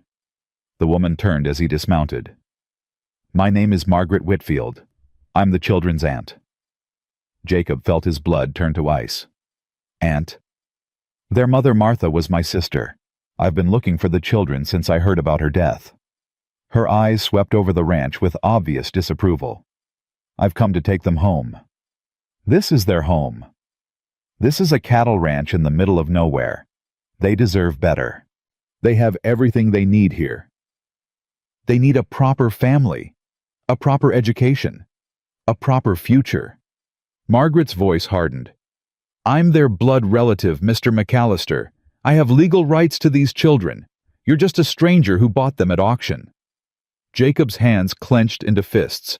"I'm their father." "You're not their father. Their father is dead. You're a widower who purchased 5 orphans for reasons I prefer not to speculate about." "Now wait just a minute. I've already spoken to a lawyer in Austin. The sale at Crawford's was legal, but so is my claim as next of kin. If you won't surrender the children voluntarily, I'll take you to court." "You'll lose." "Will I?" Margaret smiled coldly. A single man living alone with 5 small children and only a Mexican housekeeper for supervision. Against a respectable widow with a large estate and impeccable reputation, I think a judge will see things my way. Jacob's heart was pounding. "The children don't even know you." "They'll learn. Children adapt. They've already adapted, here, with me." "Mr. McAllister." Margaret stepped closer, her voice dropping. "I'm not asking for your permission. I'm offering you a chance to do this peacefully. For the children's sake. If you force me to go to court, it will be public. Messy. The children will suffer. And if I just hand them over, then we part ways amicably. No lawyers, no courts, no scandal." Jacob stared at her. This woman who claimed to care about the children but hadn't bothered to find them for 4 months. Who hadn't been there when they were sold at auction. Who hadn't protected them from Victor or Holbrook or any of the others who'd tried to hurt them. "Get off my property," he said quietly. "Mr. McAllister." "I said get off my property. Now." Margaret's eyes narrowed. "You'll regret this." "Maybe. But those children aren't going anywhere. Not with you. Not with anyone." "We'll see about that." Margaret gathered her skirts and climbed back into her carriage. "I'll be in touch, Mr. McAllister, through my lawyers." She drove away, leaving a cloud of dust in her wake. Jacob stood there for a long moment, shaking with rage and fear. Then he felt a small hand slip into his. Sammy stood beside him, face pale. "I heard everything." "How much?" "Enough. She wants to take us away." "She's not taking anyone anywhere." "But she said lawyer's court." "I don't care what she said." Jacob knelt down. "Listen to me. I promised you that nobody would separate this family. I meant it. I don't care if she's the Queen of England. You're staying here. But what if the judge? Then we'll fight the judge. We'll fight everyone. Together." Jacob gripped Sammy's shoulders. "I didn't save you from Holbrook just to lose you to some stranger in a black dress. You understand?" Sammy nodded slowly, but his eyes were filled with fear. That night, Jacob sent a telegram to Tom Whitman. "Need lawyer. Fast. Custody fight coming. Jacob." Tom's reply came the next morning. "Lawyer leaving Austin today. Name's James Foster. Best in Texas. Trust him. Hold tight. We'll fight this together. Tom." James Foster arrived 3 days later. He was younger than Jacob expected, maybe 30, with sharp eyes and a sharper mind. "Tell me everything," he said, sitting down at the kitchen table. "Don't leave anything out." Jacob told him. The auction. The children's condition. Holbrook. The flight to the cabin. And now Margaret Whitfield. Foster took notes, nodding occasionally. "She's got a case," he said when Jacob finished. "Not a great one, but a case. Blood relative, respectable background, financial stability. Some judges would side with her automatically. And other judges? Other judges would look at what you've done. You saved these children from being separated. You protected them from a predator. You gave them a home, an education, a family." Foster leaned forward. "The question is, can we prove that? Prove it how? Character witnesses. People who've seen you with the children. People who can testify that you're a good father. I've got the whole town." "Good. We'll need them." Foster closed his notebook. "There's one more thing. The children themselves. How do they feel about this? They don't want to leave. Sammy made that clear." "Sammy's 5. A judge might not put much weight on his preference." Foster met Jacob's eyes. "But if all 5 children testify that they want to stay, that they consider you their father, that they're happy here, that's powerful. That's hard to argue against. They're babies. I won't put them through a court trial. You might not have a choice." Foster's voice was gentle but firm. "Mr. McAllister, Margaret Whitfield has money and connections. She's not going to back down. If we want to win this, we need every weapon we've got." Jacob was silent for a long moment. Then, "I'll talk to them. But if any of them don't want to testify, that's the end of it. I won't force them." "Fair enough." That night, Jacob gathered the children in the living room. "I need to tell you something," he said. "Something important." 5 pairs of eyes looked up at him, trusting, waiting. "A woman came to the ranch a few days ago. She says she's your mama's sister, your Aunt Margaret." "I don't have an Aunt Margaret," Sammy said immediately. "Mama never mentioned anyone named Margaret." "That's because Mama and Margaret weren't close. They hadn't spoken in years." Jacob took a breath. "But Margaret is your blood relative, and she wants to take you to live with her." Thomas's face crumpled. "I don't want to go." "No go." Grace clutched Jacob's leg. "Stay with Papa." Lily held Rosebud tight. "Rosebud says no too. We like it here." Only Sammy was silent, his face pale. "What happens if she wins?" he asked quietly. "In court?" "She won't win. But what if she does?" Jacob knelt down so he was eye level with all of them. "Listen to me. I'm going to fight this with everything I have, but I need you to understand something. No matter what any judge says, no matter what any law says, you are my children. You belong here. This is your home, and nothing is going to change that." "But if she takes us," Sammy's voice cracked. "She won't. I won't let her."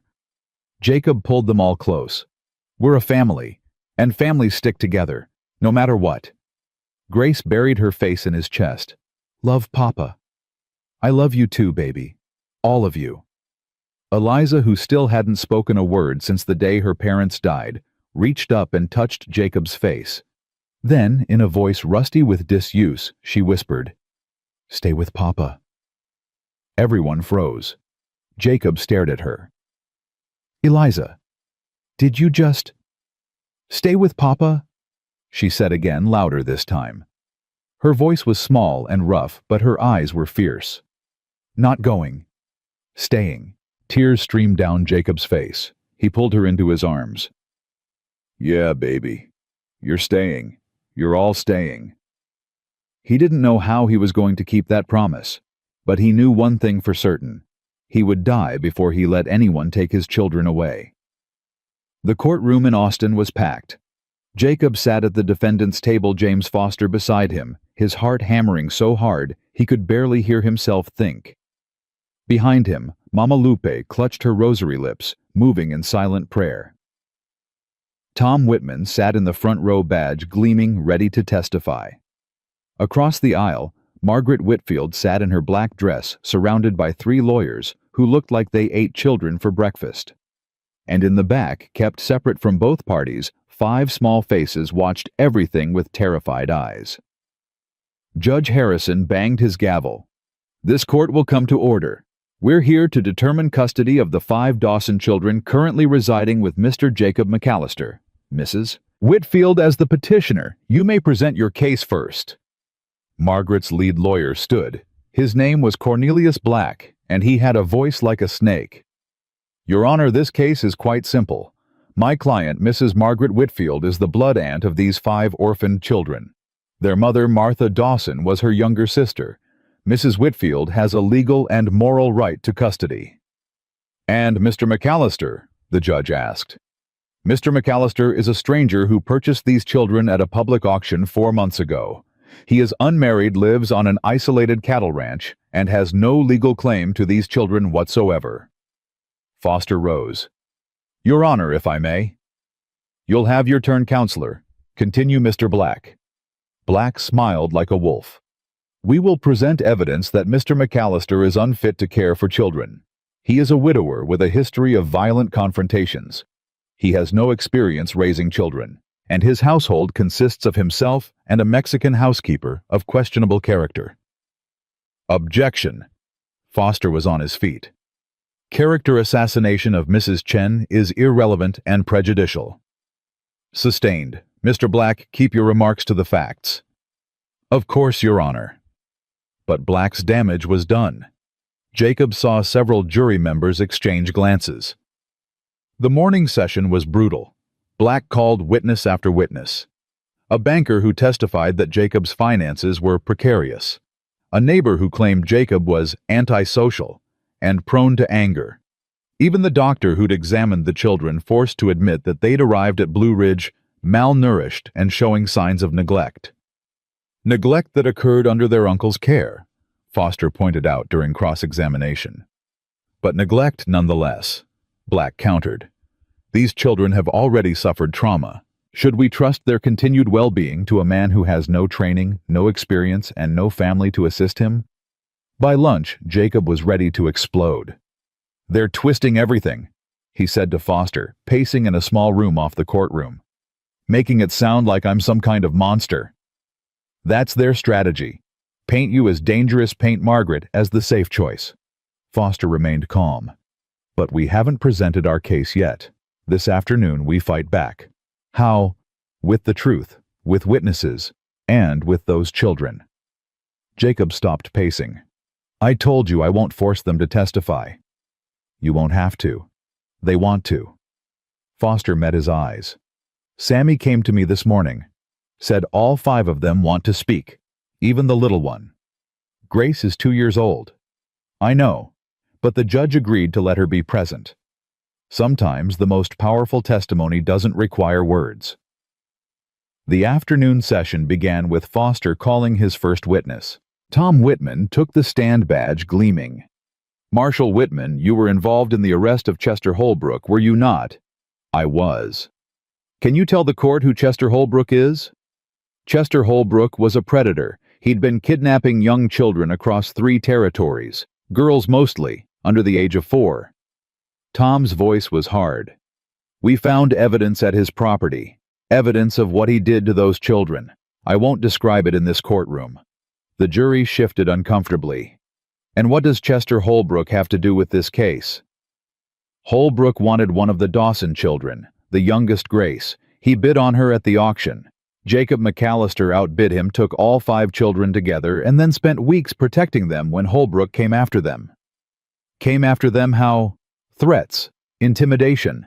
Holbrook's men surrounded McAllister's ranch. They chased the family into hiding. Jacob McAllister personally defended those children against armed men. Tom looked at the jury. That man isn't unfit to be a father. He's the only reason those children are alive. Black rose for cross-examination. Marshal Whitman, isn't it true that Mr. McAllister has a history of violence? He was a Texas Ranger. Violence was part of the job. So he's trained to kill. He's trained to protect. There's a difference.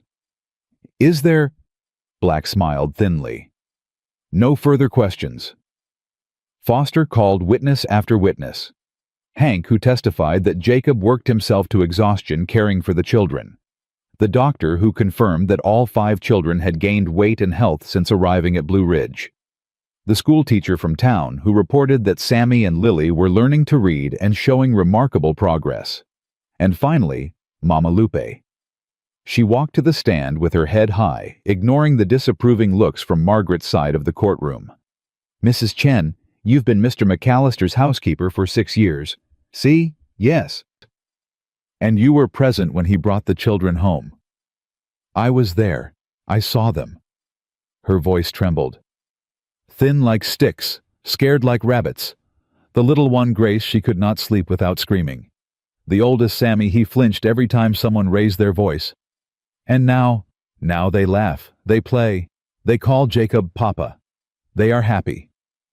Mama Lupe looked directly at Margaret. "That woman says she wants to give them a better life. But I ask, better than what? Better than a father who stays up all night when they have nightmares. Better than a home where they are loved." "Objection," Black said lazily. "Witness is editorializing." "Sustained. Mrs. Chen, please stick to facts." "Facts." Mama Lupe's eyes flashed. "Here is a fact. I raised 6 children in Mexico. I know what good parents look like. Jacob McAllister is a good parent, the best I have ever seen." "No further questions," Foster said. Black didn't bother to cross-examine. He just looked at the jury with the expression that said, "Consider the source." Then came the moment Jacob had been dreading.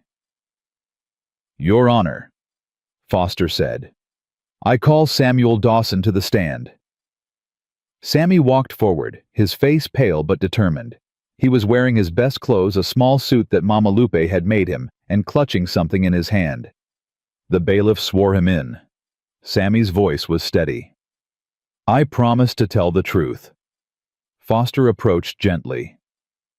"Sammy, can you tell the court what your life was like before Mr. McAllister bought you?" Sammy swallowed. "Uncle Victor was mean. He drank a lot. He yelled at us and hit us sometimes. We didn't have enough to eat. We slept in one bed, all 5 of us, because there weren't enough blankets." "And the day of the auction?" "I was scared. I knew they were going to split us up. I promised Mama and Papa I'd keep my sisters together, but I couldn't. I was just a kid." His voice cracked. "Then Mr. Jacob came. He paid for all of us. He said we'd stay together, and he kept his promise." "How does Mr. McAllister treat you?" "Like we're his kids, real kids, not just orphans he bought." Sammy looked at Jacob. "He teaches me stuff. He stays up when Gracie has nightmares. He doesn't hit us ever, even when we make mistakes." "Do you want to stay with Mr. McAllister?" "Yes." Sammy's voice was fierce. "He's our papa. Not our real papa, but our forever papa. He saved us. He protected us. He loves us." No further questions. Black stood straightening his jacket. "Samuel, you're 5 years old, correct?" 5.5. 5.5. Black smiled condescendingly.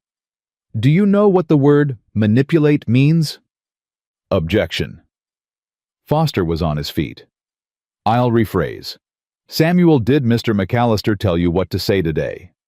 Sammy's chin lifted. "No. He told me to tell the truth. That's what I'm doing." "Are you sure? Because it sounds like you've been coached." "I haven't been coached. I know what I feel." Sammy's small hands clenched into fists. "You want to take us away from Papa Jacob and give us to a lady we've never met? That's not fair. We're happy. Why can't you just leave us alone?" "Samuel." "My name is Sammy. Only my papa calls me Samuel, and you're not my papa." A ripple of laughter ran through the courtroom. Even Judge Harrison's lips twitched. "No further questions," Black said stiffly. One by one, the children testified. Lily told the court about learning to ride horses, about how Papa Jacob had rescued Rosebud from the well, about how she wanted to stay at Blue Ridge forever and ever. Thomas talked about the chickens and the cows, and Hank teaching him to rope, and how Papa Jacob was the best papa in the whole wide world. And did the judge want to come see his new horse because his name was Thunder Jr., and he was really, really fast? Even Eliza spoke just 2 words, but they echoed through the courtroom like thunder. "Stay. Papa." And then it was Grace's turn. She was too young to testify formally, but Foster had arranged for her to be brought to the front of the courtroom. Jacob watched his youngest daughter toddle forward, clutching her raggedy blanket, looking around at all the strange faces with wide blue eyes. "Papa!" she called out, spotting him. "Papa!" She ran toward him, arms outstretched. Jacob caught her, lifted her up, held her close. "It's okay, baby. I'm here." Grace buried her face in his neck. "Scared Papa. Too many people." "I know. It's almost over. Go home now." "Soon, sweetheart. Soon." Judge Harrison watched this exchange with an unreadable expression. "Mr. Foster, do you have any more witnesses?"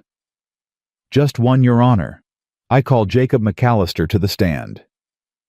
Jacob handed Grace to Mama Lupe and walked to the witness stand. His legs felt like water. Foster's questions were straightforward. "How did you come to adopt the children? What is your daily routine? How do you discipline them?" Jacob answered as honestly as he could. He talked about the nightmares and the small victories, about learning to braid Lily's hair and comfort Grace's fears, about Sammy's slowly growing trust and Eliza's first word. "Mr. McAllister," Foster said finally, "why do you want to keep these children?" Jacob was quiet for a moment. "When my wife and daughter died, I wanted to die too. I spent 2 years just existing, going through the motions, waiting for it to be over." He looked at the children huddled together in the back of the courtroom.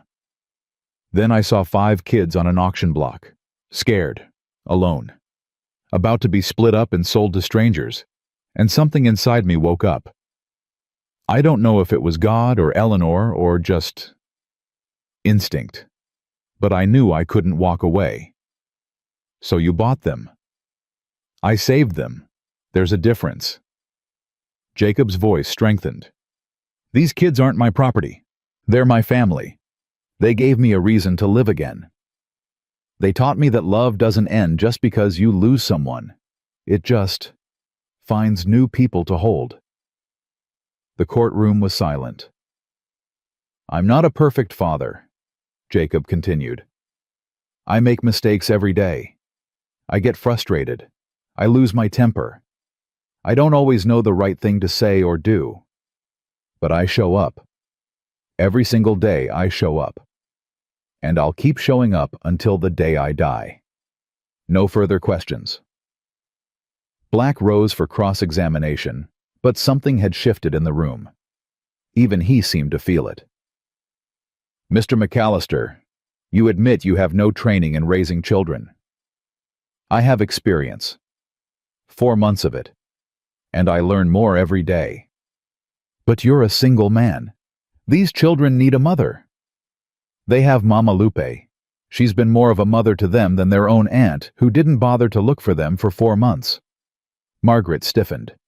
"Mr. McAllister." "No." Jacob's voice was steel. "You want to talk about what these children need. They need stability. They need love. They need someone who will fight for them no matter what. I've done all of that. What has Mrs. Whitfield done except show up with lawyers and try to tear apart a family?" "That's enough, Mr. McAllister," Judge Harrison said, but there was no rebuke in his voice. "No further questions," Black said. He looked defeated. The jury deliberated for less than an hour. Jacob sat in the small room surrounded by his family. Grace was asleep in his lap. Thomas was asking Hank whether courtrooms had chickens. Lily was telling Rosebud that everything would be okay. Eliza held Jacob's hand and didn't let go, and Sammy sat beside him, shoulder to shoulder, waiting. "Whatever happens," Jacob said quietly, "we're still a family. No judge can change that." "I know," Sammy said, "but I really want to go home." "Me too, buddy. Me too." The bailiff appeared in the doorway. "Jury's back." They filed into the courtroom. Jacob's heart was pounding so hard he could barely breathe. Judge Harrison took his seat. "Has the jury reached a verdict?" The foreman stood. "We have, Your Honor." "And what say you?" The foreman looked directly at Jacob and smiled. "We find that custody of the 5 Dawson children should remain with Mr. Jacob McAllister." The courtroom erupted. Mama Lupe burst into tears. Tom Whitman was on his feet cheering. Hank was pounding the bench in front of him. And the children were running toward Jacob, all 5 of them crying and laughing and screaming, "Papa! Papa!" Jacob caught them all. He didn't know how his arms weren't big enough, but somehow he did it. He held all 5 of his children and sobbed like he hadn't sobbed since Eleanor and Rosie died. "We won," Sammy gasped. "We won, Papa. We get to stay." "You're staying," Jacob managed. "You're all staying. Forever." Grace patted his wet cheek. "Papa crying. Happy crying baby. Papa's doing happy crying." "Oh." Grace considered this. "Me too." She started fake crying, complete with exaggerated sobs. "See happy crying." Everyone laughed. Even Judge Harrison cracked a smile. Margaret Whitfield stood across the courtroom, face-pale lawyers gathering their papers. For a moment, her eyes met Jacob's. He expected anger, hatred. Instead, he saw something that looked almost like envy. Then she turned and walked out, and Jacob never saw her again. The ride home was the longest and shortest of Jacob's life. The children fell asleep one by one, exhausted by the emotional day. By the time Blue Ridge came into view, all 5 were piled together in the wagon bed, tangled up in blankets and each other. Mama Lupe was waiting on the porch. She'd ridden ahead to prepare dinner, she said, but Jacob knew she'd just wanted to give him this moment alone with his children. He stopped the wagon and sat there for a long moment looking at his home. The house he'd built with Eleanor. The barn where Rosie had taken her first steps. The land where he'd planned to grow old and die.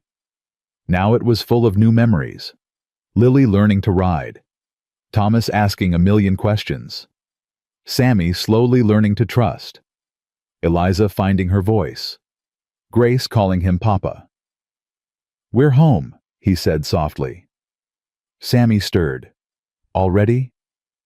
"Already." Jacob climbed down from the wagon. "Come on, let's get everyone inside." One by one, he carried his sleeping children into the house. Thomas first, then the twins, then Lily, clutching Rosebud, then Grace with her ragged blanket. Sammy insisted on walking, but he held Jacob's hand the whole way. That night, after dinner and baths and stories, Jacob tucked each child into bed. He started with Grace. She was already drowsy, her blanket pressed against her cheek. "Papa." "Yeah, baby. Love you." Jacob's throat tightened. "Love you too, sweetheart. More than anything." He moved to the twins' room. Thomas was already asleep, snoring softly. Eliza was awake, watching him with those big solemn eyes. "Good night, sweetheart." "Night, Papa." Her voice was still rusty, still new, but every word was a miracle. Lily was next Rosebud, tucked under her chin. "Papa Jacob." "Yeah, Rosebud says thank you for fighting for us." "Tell Rosebud she's welcome, and tell her she's got the bravest owner in Texas." Lily beamed. Finally, Sammy, the oldest, the protector, the one who'd carried so much for so long. Jacob sat on the edge of his bed. "You okay, buddy?" "Yeah." Sammy's voice was thick. I can't believe it's really over." "It's over. No more bad men, no more courts, no more people trying to take you away." "Promise." "Promise." Sammy was quiet for a moment. Then, "Papa Jacob." "Yeah." "I'm glad you bought us. Even though Holbrook came. Even though the court was scary. I'm glad." "Me too, Sammy. Me too." "And Papa," Sammy's voice cracked, "I trust you now. I really, really trust you." Jacob pulled him into a hug. "That's the best thing anyone's ever said to me." Better than when Grace called you Papa. Just as good. Different, but just as good. Sammy laughed. It was a real laugh, full and free. Good night, Papa. Good night, son. Jacob stood in the hallway, listening to the quiet sounds of his house. 5 children sleeping. Safe. Loved. Home. He walked to the porch and sat down looking up at the stars. For 2 years he'd talked to Eleanor and Rosie every night. Told them about his day. Asked for guidance. Begged for the pain to stop. Tonight he had different words. I did it. He whispered to the sky. I kept them safe. I kept them together. I kept my promise. He pulled out his pocket watch, opened, it looked at Eleanor and Rosie's faces. I'll never stop loving you. Never stop missing you. But I've got room in my heart for more. I've got 5 kids now, Eleanor. 5. Can you believe it? A breeze stirred the leaves in the old oak tree. The tree where Eleanor and Rosie were buried. Jacob smiled. I'll take that as approval. He closed the watch and went inside. The summer of 1879 had started with an auction and ended with a family. Jacob McAllister had walked into Crawford's General Store looking for a breeding bull and walked out with 5 children who would change his life forever. He'd faced down monsters and lawyers and his own grief. He'd learned to braid hair and comfort nightmares and answer questions about whether cows could fly. He'd discovered that love didn't run out, it multiplied. And he'd proven that family wasn't about blood. It was about choice. It was about showing up. It was about fighting for the people who needed you, even when you weren't sure you could win. Sammy grew up to become a doctor. He never forgot what it felt like to be helpless, so he spent his life making sure others never had to feel the same. Lily became a horsewoman, just as Jacob always knew she would. She trained horses for the finest families in Texas, and she never went anywhere without a successor to Rosebud tucked in her saddlebag.